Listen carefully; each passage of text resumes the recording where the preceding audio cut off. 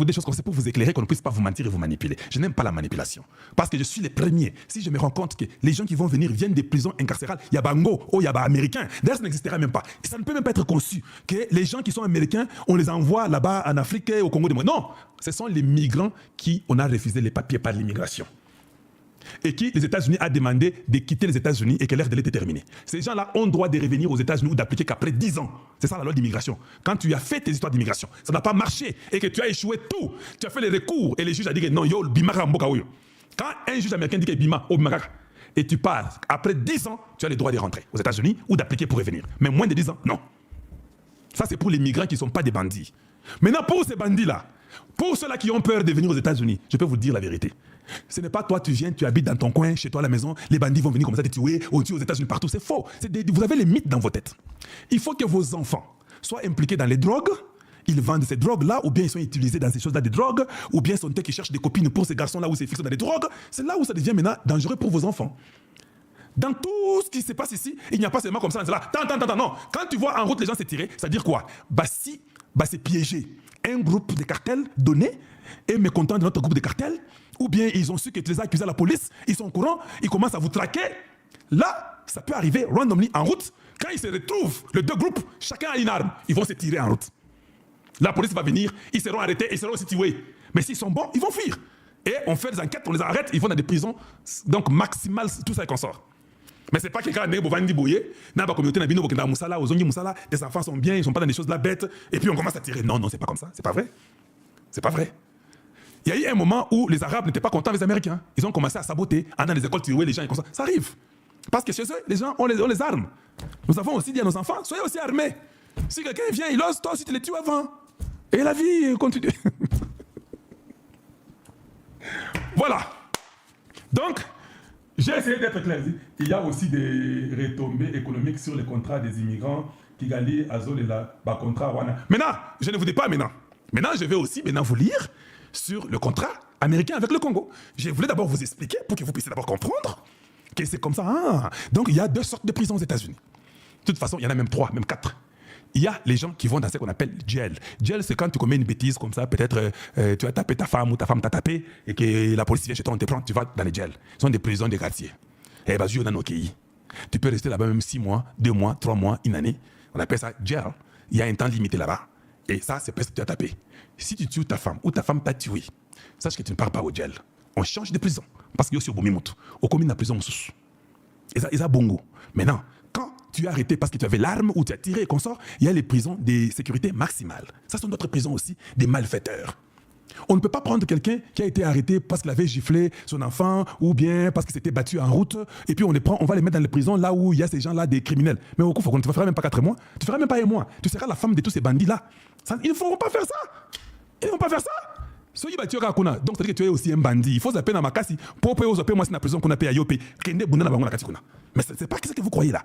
Mais on vous fait rêver. Maintenant, quelqu'un qui a le problème des papiers, qui est illégal, il est parti au jugement. Parce que quand tu es illégal aux États-Unis, on ne t'arrête pas. Qu'on ne vous mente pas. Quand tu es illégal aux États-Unis, on ne t'arrête pas. Tu es libre, tu as un recours à faire, tu peux aller demander à un juge pour faire un recours, c'est ton droit. On ne t'arrête pas quand tu as un recours à faire. Si quelqu'un te dit qu'on l'a arrêté, il avait un recours à Zoko Sayo, il n'y a aucun papier aux États-Unis qui prouve ça. Si tu es sans papier, tu es venu aux États-Unis, au Sengangundate, au Vandabongo et l'Okopete, là tu es sans papier, si on t'appréhende, on peut t'arrêter. Tu peux travailler le papier de quelqu'un pour des moussala, je comprends tout ça, mais je dis toujours aux gens qu'il faut vraiment faire un effort. Pourquoi tu arrives aux États-Unis, tu es sans papier? Comment? Pourquoi? Voilà, maintenant, toute personne qui demande l'asile politique aux États-Unis, quand vous arrivez, vous avez 12 mois pour que au Sengangunda. Qu'est-ce qu'ils disent? Ils disent que non. Si tu as été persécuté chez toi et que tu as des problèmes chez toi au Congo ou en Afrique, je ne sais pas où, quand tu arrives aux États-Unis, tu ne peux pas dépasser une année sans avoir demandé l'asile. Si tu avais un problème pour ta vie, tu as toute une année, 12 mois, tu peux demander au 1er mois, au 2e, au 4e, au 7e, au 9e. Après 12 mois, ta demande, elle est rejetée. Elle ne peut pas être acceptée. Je ne sais pas si vous comprenez.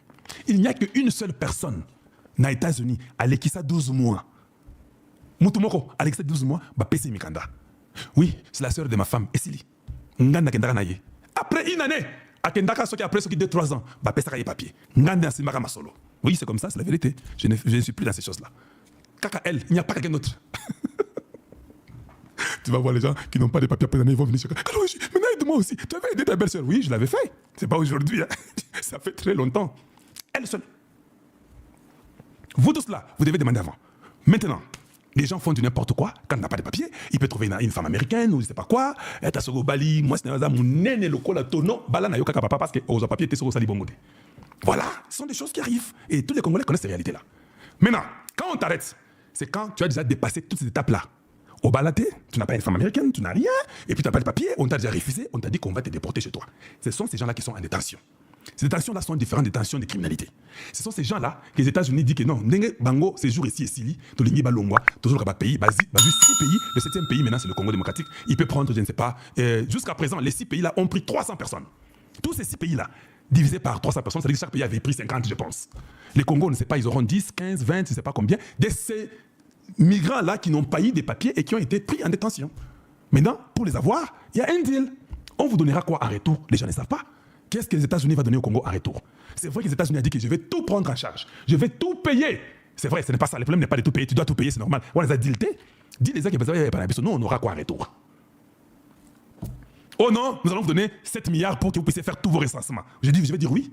Je vais dire oui, je vais refuser. Pourquoi?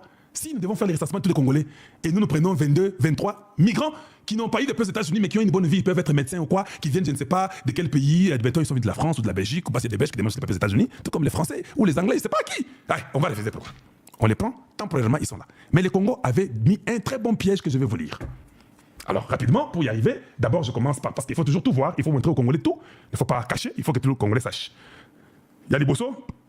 Cette femme ici qui parle d'abord, allons-y un peu. La République démocratique du Congo s'apprête. Lisons un peu ça. La République démocratique du Congo s'apprête à accueillir des migrants expulsés des États-Unis. L'annonce a été faite par le ministre de la Communication. Une partie de la société civile critique déjà cet accord et appelle à ne pas l'appliquer. Les précisions de notre correspondante à Kinshasa, Aurélie Bazaraki-Bangoula.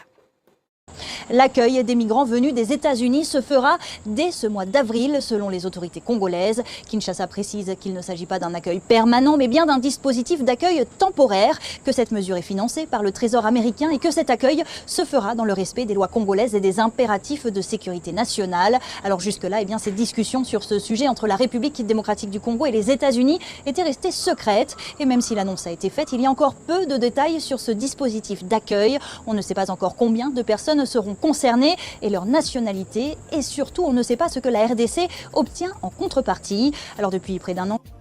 Ah, on ne sait pas ce que nous on va avoir en contrepartie. Si on vous dit qu'on vous donnera les en contrepartie, qu'est-ce que vous pensez? On va dire oui ou non? On continue. Kinshasa et Washington se sont engagés dans des discussions et renforcent leur coopération, notamment sécuritaire et dans le domaine de la santé. Des discussions aussi pour faciliter les investissements américains dans la sous-région. Alors une partie de la société civile dénonce le manque de débat public autour des partenariats signés avec Washington. On ne peut pas faire les débats publics avec des aigris, avec les gens qui veulent que le Congo échoue, qui ne veulent pas qu'on aille au mondial, qui veulent soutenir Kagame, qui est notre ennemi numéro 1. Quand les Congolais meurent, ils ne disent pas mot. C'est quand on va amener quelques immigrants qui viennent des États-Unis. Là, ils veulent maintenant qu'on fasse un débat. Non, les débats d'abord, dites que Kagame est criminel. Commençons par là. C'est ça un peuple intelligent. Si vous tous étiez d'accord de dire que Kagame, c'est lui l'homme mauvais, c'est lui les méchants, les criminels, vous aurez le droit d'aller aussi débattre sur les migrants qui viennent au Congo. Vous ne faites pas pour celui qui tue les Congolais, mais vous voulez nous montrer combien vous nous aimez parce qu'il y a les migrants qui viennent. Oh non, ça sera grave. Mais celui qui vient, qui entre, combien de Rwandais sont entrés au Congo? Vous les avez soutenus, non? Vous les avez soutenus, vous? Vous avez soutenu les Rwandais qui sont venus au Congo et qui sont venus tuer, violer nos femmes et nos mamans? Vous les avez soutenus. Maintenant, c'est ici, les migrants qui n'ont pas eu les papiers aux États-Unis, qui peuvent être peut-être pas même un problème, qui n'ont même pas besoin de vos papiers, et qui sont là-bas temporairement. C'est écrit, c'était dit qu'ils seront là temporairement. Oui, et là, non, discutons. Mais quand les Rwandais viennent chez vous, vous détruisez, vous tuez. Non, non, non, non, non, non. Et les Rwandais, eh bien, il doit faire un dialogue avec les Rwandais. Le dialogue avec les Rwandais. Donc on ne peut pas prendre les migrants temporaires, mais on doit aller faire dialogue avec les étrangers qui viennent prendre notre pays et qui ont tué Mouzé, et qui ont tué des Congolais, qui ont tué des femmes, des enfants, qui ont violé. Et il faut les dialogues. Mbouchi! C'est pas possible. Donc vous voulez nous apprendre de quoi là-bas? Oh, j'ai pas fini, j'ai pas fini parce qu'il faut, qu'on puisse lire encore un peu, beaucoup plus. Lisons un peu là-bas. Ah oui, Congo says it will receive third country deportees from the US and the New Deal.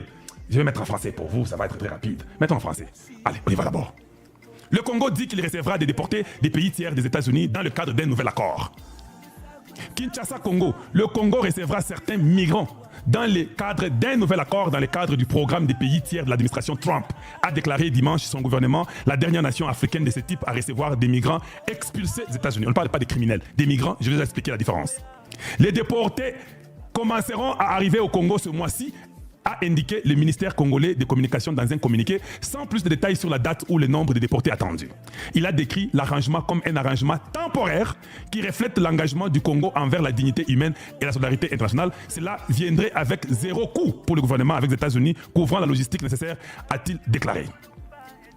En savoir plus, de plus en plus de pays africains reçoivent des migrants. Bon, ça c'est autre chose, expulsés par les États-Unis, voire 5 choses à savoir. On dit, les États-Unis ont conclu de tels accords d'expulser des pays tiers avec au moins 7 autres pays africains, dont beaucoup parmi les pays touchés le plus par les politiques de l'administration Trump qui ont restreint le commerce, l'aide et la migration.